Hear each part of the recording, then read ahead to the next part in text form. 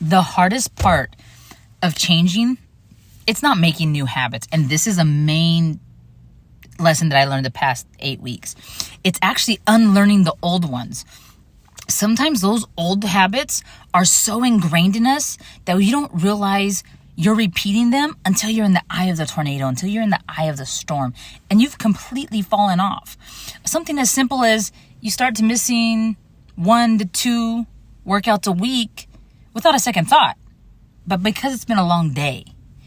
Those routines and habits we currently have, they make us feel comfortable and they make us feel like something we can sustain because they feel natural. Because they are what we've trained. We've trained our body and our mind to see as normal and as natural. And yes, I said trained. So much of what is natural is simply because we've always done it, or we have at least done it for a while.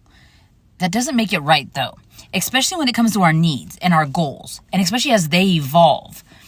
It's why we need to recognize that a new habit may not feel as comfortable or even sustainable at the start because it can be so far from what our current routines are. But that doesn't mean it can't become sustainable if we give it a chance. You have to give yourself time to adapt. We get good at what we constantly do, whether those habits are optimal or not. We get good at them because the more you do, the more you do. Be patient with yourself. Give yourself time not only to break those old habits, but learn new ones that will move you closer to your goal.